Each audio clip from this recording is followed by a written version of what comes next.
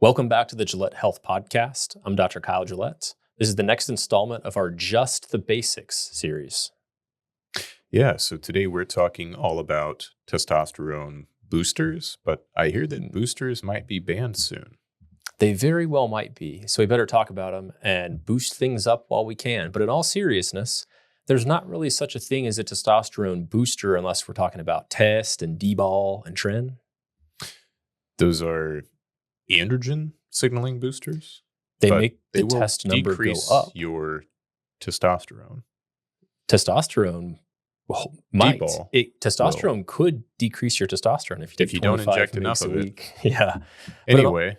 But in all seriousness, we are discussing some of the most popular questions, really. These podcasts tend to do well because people don't want to do the lifestyle things, which we talked about in our last podcast, which we can link.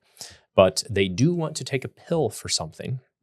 And some of these things do have niche use cases. And it is reasonable to optimize a lot of these things for your testosterone. But our goal is to explain this in layman's terms, just the basics. We will stop each other if things get too complicated. And we'll start with some of the most popular ones, like Tongkat. That's right. So sit back and enjoy. If you didn't watch the last episode, you don't need to worry about lifestyle. For this episode, you don't have to lift a finger except to like, subscribe, and perhaps share with a friend. Number 1, Tongkat Ali. This is undoubtedly the most popular testosterone boosting supplement. So I guess we can kind of break this up into a couple of categories. We're talking about just, do they work? What do we think the mechanism is? And, what have we seen clinically? So we'll kind of keep it short and sweet. At a high level view for all supplements, not just Tongkat Ali, none of these work in 100% of patients reliably, no matter what.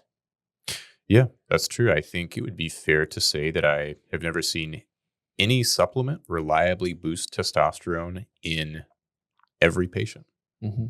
Tongkat is situationally useful, and it's very interesting because it seems to have multiple proposed mechanisms, mostly on the enzymes, which is basically converting a precursor hormone to a final hormone, and it affects quite a few things. We used to think that it's just an aromatase inhibitor because of rat studies, but it's more complicated. But at the end of the day, yes, in some people, Tongkat Ali does work. In general, it works on the patients that have adequate signaling from their brain to their gonads, both males and females, and testicles and ovaries, but they could use some more synthesis of this hormone. And there's some easier ways to know if you're a good candidate or not. Yeah, so this one, if we're thinking about the area of the body it acts on, it doesn't seem to, at least in humans, be acting in the brain or the pituitary, but it just makes your testes produce a bit more testosterone. At the end of the day, I think that's the simplicity. And as far as the magnitude of the effect, it can be pretty modest to pretty significant depending on the patient. I think the literature may cite up to a 200 nanogram per deciliter increase. I've seen higher and lower than that number. What about in your patient population? Are you seeing similar things? Yeah.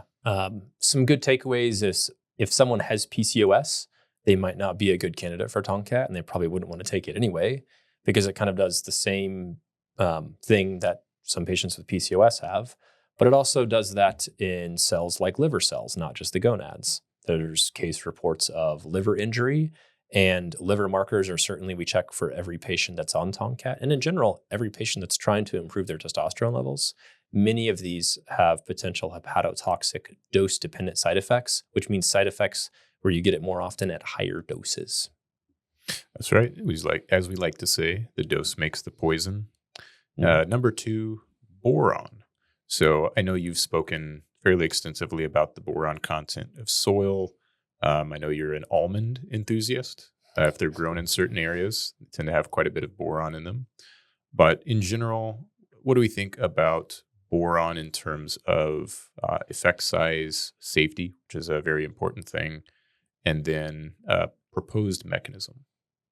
Yeah, so boron is a nutrient, and you can have insufficient boron levels, and this would make it particularly useful if you eat a lot of dates or raisins or things from countries that do not have their boron levels as depleted in their soil, like Turkey or Greece.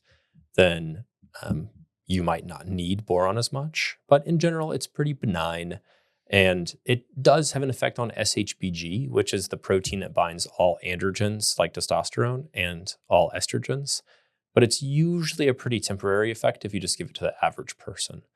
So it doesn't necessarily hurt, but it's not going to move the needle by itself. Yeah, it's not something I recommend in isolation, but for someone like, to your point, who has a higher sex hormone binding globulin, or who perhaps wants to take more of a kitchen sink approach if they tried a couple of things and were not seeing the results that they had hoped for. And the temporary effect is something I have noticed with this. It does seem to line up with about how long SHBG hangs around in the body, about 2 to 3 weeks. So it seems like there may be some adjustment back to homeostasis. So there are people who will kind of cycle on and cycle off this, which we would tend to recommend anyway with optimizing testosterone naturally. Next is Fadogia Agrestas. And this is very different than some other herbs in the Fadogia genus, which have significant safety concerns. But this is, again, something that has very niche clinical use cases and is really not something that the average person should be taking. Yeah, I don't really recommend Fadogia, except perhaps as a last-ditch sort of kitchen sink approach for someone optimizing naturally. The main safety concern being testicular toxicity. We don't have any data on this in humans. It would be interesting to see if someone saw perhaps the easiest way to assess this would be a decrease or a decline in your semen parameters. If you were taking this and it in fact was causing a toxicity, but that won't fully capture the oxidative stress. So we do pair it with antioxidants if we ever do recommend it. And the dose is not that significant. I think about rat to human, mouse to human, I think it's about 200, 250 milligrams was the human equivalent dose. Yeah. We have a podcast people can look at if they want to know more granular detail. But in general, certainly no more than about 2,000 milligrams per week. So that's 300 or less milligrams per day of Fadogia agrestas. And it's certainly something that you should get labs to check your various intracellular enzymes like GGT or your liver enzymes.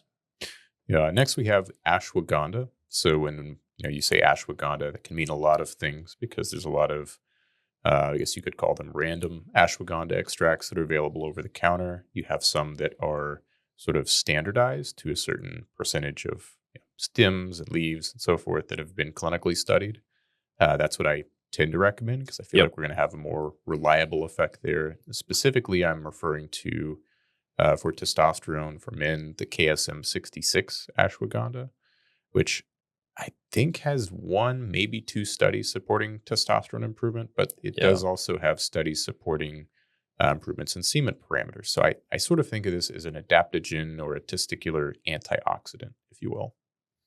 Yeah, and this is certainly something that is very polarizing. If you ask some people, they'll say, sarcasm detector, by the way. Ding, ding. Ashwagandha is just like an SSRI. It will permanently impair your sexual function and give you anhedonia, which is where you don't think anything's fun, and you should stop taking it immediately. And then the other group of, we'll say fitness influencers, non-scientific or pseudoscientific fitness influencers, the ones that go to Google for all of their information, will say ashwagandha at any dose less than 900 milligrams per day. And if you don't use Shodan or sensural ashwagandha, it won't work. And you make sure it's standardized to withanolides, although the literature really isn't based on withanolides. It doesn't work. So end sarcasm there. Just the basics takeaway would be ashwagandha can be a potential, good use for patients that could have an antioxidant benefit. The other patient, that I think of for ashwagandha is someone with high cortisol, especially high around the clock cortisol, which is one of the stress hormones. It's kind of like prednisone. If people have taken prednisone before, cortisol is kind of the body's version of that. And if it's too high, then it certainly affects testosterone production, just like if you take prednisone for a long time. Yeah, that's true. And to your point about the different subjective effects, some people may feel better or worse taking ashwagandha, and you may have testosterone levels that are counter to that. So for example, someone could say this made me feel a bit numbed out or like emotionally flat, but then their testosterone levels are up. Or someone may not see an improvement at all, but they feel like they're processing their stress better. So they're surprised to see that their testosterone didn't happen to improve. And when you mention oxidative stress, I think about people who have more oxidative stress. So people who have overweight or obesity would tend to benefit more because there's more of these sort of cytokines and oxidative stress processes happening in the production of testosterone that's sort of slowing the cellular machinery. Certainly. I guess we can talk about vitamin D a bit. Is this the best or most underrated testosterone booster or testosterone vitamin? Probably overrated for testosterone, underrated for myostatin, general health purposes, the general population. I think the numbers are actually getting better and better, but I think last I saw maybe 70% of people are insufficient or worse. So more and more people are supplementing and checking their levels. Generally think that's a good thing. Spending time outside, getting sunlight, all these things that are going to make people feel better, but perhaps not through just testosterone. That being said, correcting a deficiency, it looks like in some studies, does lead to a small improvement in testosterone. I think about 50 points is the highest that I've seen. Yeah, especially if your starting level is less than 10. That's when you're going to get the most profound effect. On mood as well. We've actually done a Just the Basics podcast on vitamin D as well. So please see that one for more information. But I do agree, of the things on this list, this is the most likely thing that the average listener should consider adding in to their supplement regimen, given that during the winter, so many people are insufficient. Next is Shilajit, which is kind of interesting. A couple different proposed mechanisms of action. It's not really a very specific pharmacodynamic supplement, but it does have some interesting data.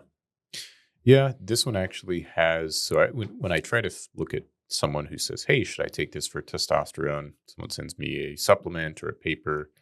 I do look for things that have some human data to support that. Shilajit is one of those that has, I think, only one paper at this point in time. And it was ballpark 80, 100 nanogram per deciliter, if I remember correctly. So there does seem to be some data there. It's more of a multi-mineral, I think. I haven't seen this by itself reliably increase testosterone. I think of it more as a sort of brain health multivitamin, multi-mineral. Maybe it reduces some inflammation. That's plausible. But wouldn't be my first go-to if I was strictly saying, hey, what can we do to optimize somebody's testosterone? Agreed. It's more of a health supplement. So if someone's interested in taking polyphenols or antioxidants, or they don't have a diet that's rich in fruits and vegetables, then it is certainly very interesting. Next is Tribulus Terrestris. And this is old school. If you went to GNC and got a test booster, there's for sure going to be Tribulus in it. So since it's been around for such a long time, it must be proven to work, right? When people take it, they do feel like it works because it works, but not for boosting testosterone. It, at least a lot of people think that it has significant libido effects, which if you're taking a Tribulus supplement, it's kind of hard at this point to parse out, is that, would you still be having this effect if you were taking a placebo pill? And you very well might be, given the quality of some supplements out there. But yeah, I've looked at this, and I think there was a meta-analysis, looked at like maybe 12 or 14 studies and found no consistent effect. I saw a recent study in CrossFitters, actually, that showed it.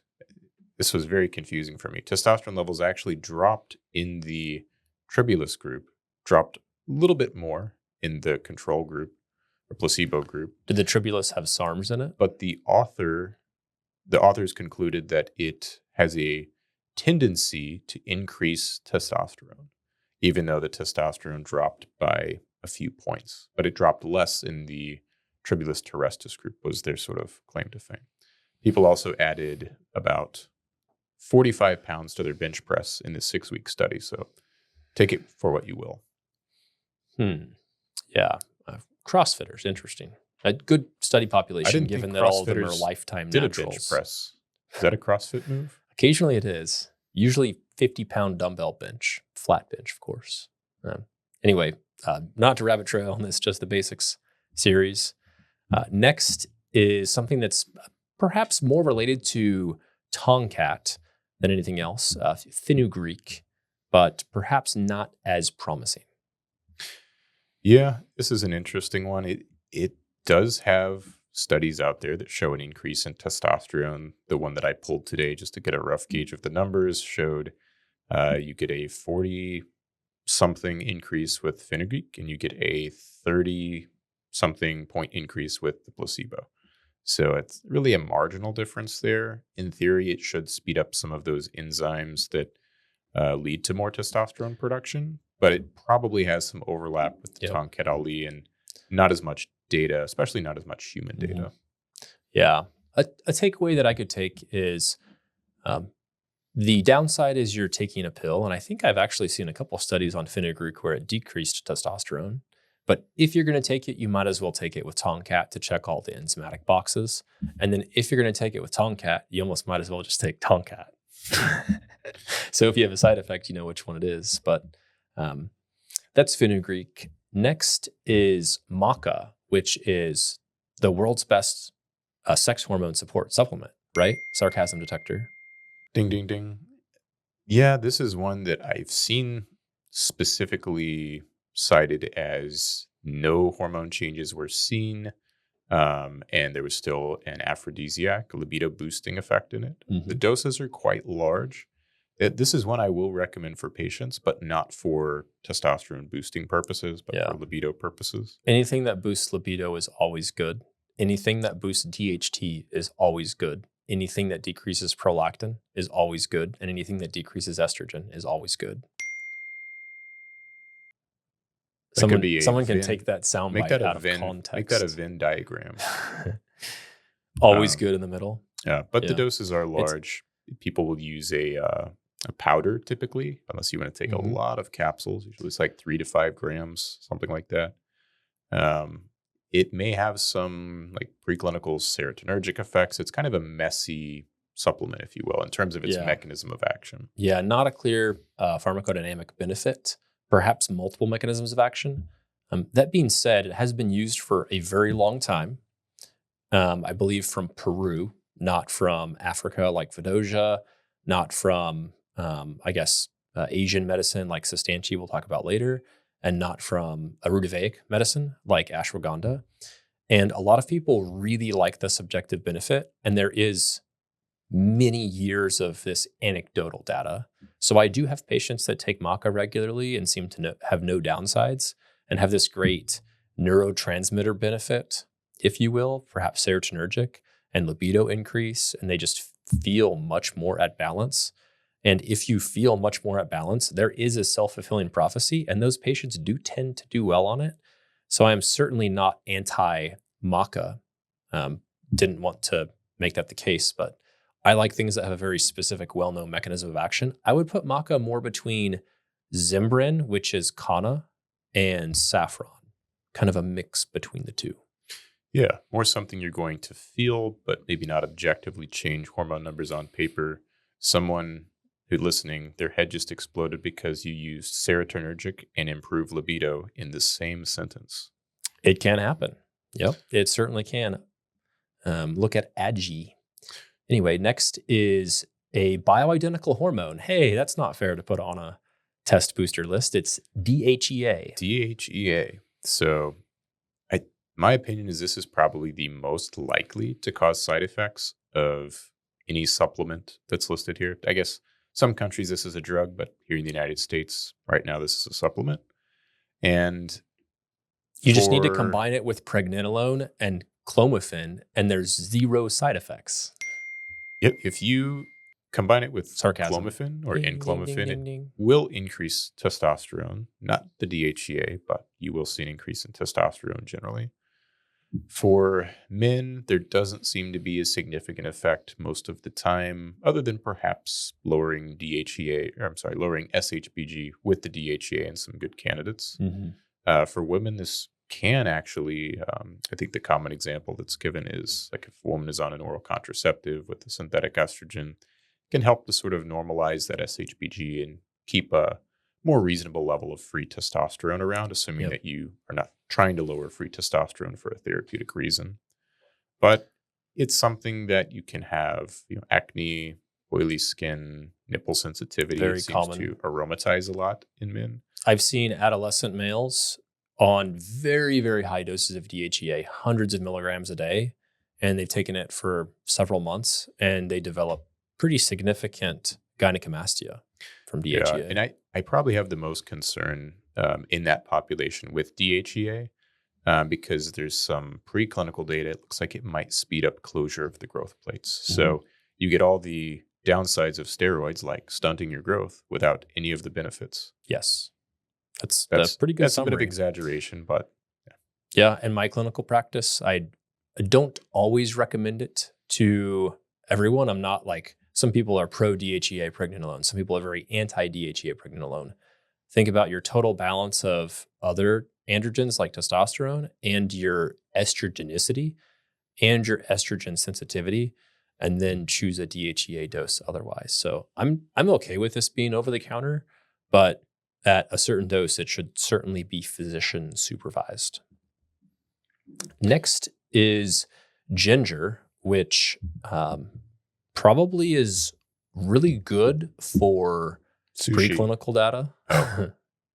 Preclinical data, right? So rodents and biohackers.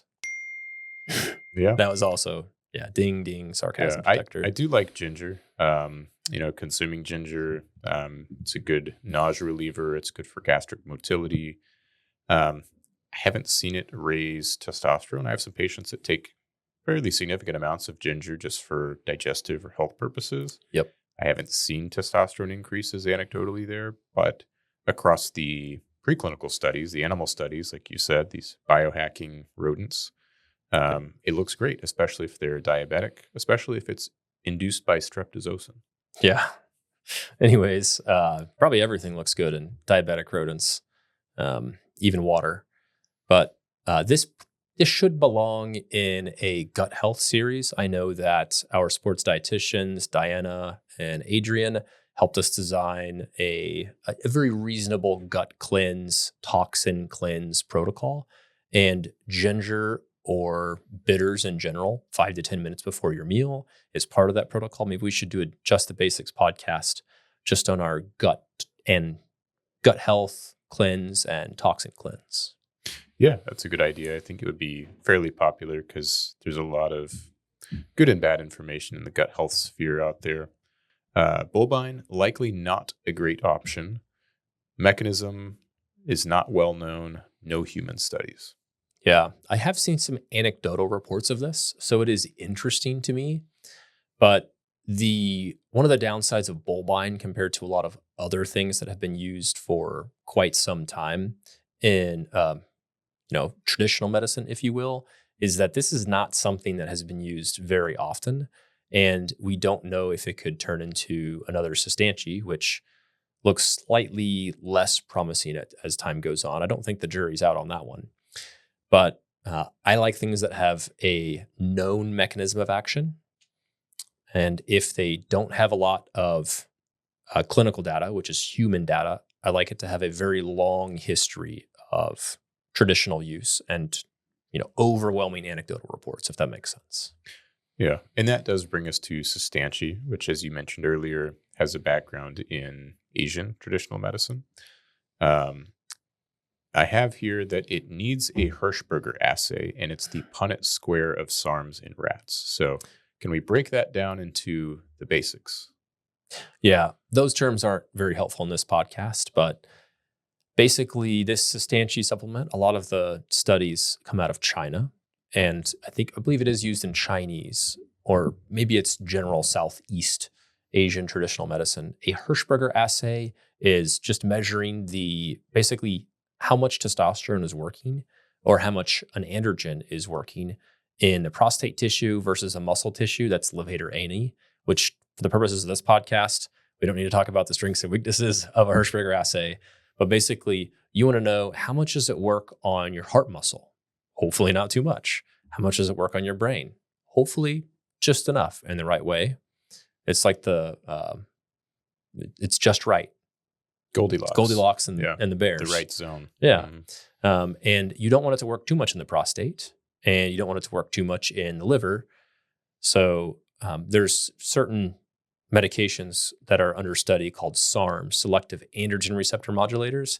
If Cistanche is indeed a SARM, which means it activates the same receptor as testosterone in some tissues and inactivates the same receptor as testosterone in some tissues, it could be particularly good.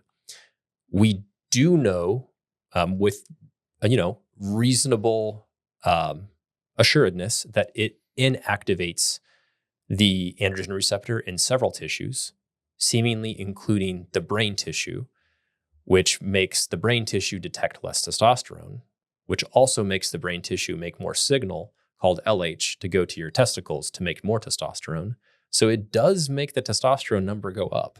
So of all the options here, it might make the testosterone number go up more than any of them. But we just don't know how many tissues it's going to be blocking the benefits in. Yeah, I think that's actually a really nice breakdown. And if my one sentence takeaway here would be, personally, I'd be concerned about taking in something that is a sort of a mystery androgen blocker. I don't know where I'm blocking androgen signaling in my body. It could be similar to spironolactone, which blocks androgen receptors. It could be similar to flutamide, or various things that we give people with prostate cancer where we want to block all their androgen receptors.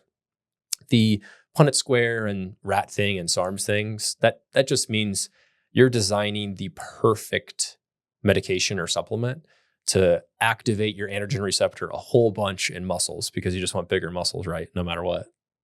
Yeah, I think a few of our original listeners will really appreciate that particular discussion. But I think we did a good job of sort of breaking it down in the main takeaway. And I actually may have to retract a statement here about DHEA. Horny goatweed, maybe I'll put this as a two-way tie for most side effects. Because this is one I think is one of the most contaminated supplements that you'll find, where it's being spiked with things like Clomid or spiked with Viagra when people are getting this at the gas station or wherever they're buying it. It's one that's frequently contaminated and sort of like taking a mystery pharmaceutical if we're talking about the uncertainty of what it might be doing. Yeah. Of course, a horny supplement would be spiked. The benefit of it is if you take a supplement called horny goatweed, it might make you a little bit horny. Yeah, the power of suggestion. Realistically, there are some papers showing it might help with blood flow a little bit, but like we were discussing before we started rolling, this is commonly found in some test boosters and supplements as part of the formula. The Viagra in it might help with blood flow. Yeah. If it's truly Viagra that's in there, and this has been found many, many times, then that may be the main mechanism of action, is that it's actually just Viagra. Yeah. Good deal. I think that about covers it. As always, let us know which of this info you liked and didn't like. Let us know if we are still talking with too much unknown sarcasm or jargon, technical jargon and terms, and comment anywhere below.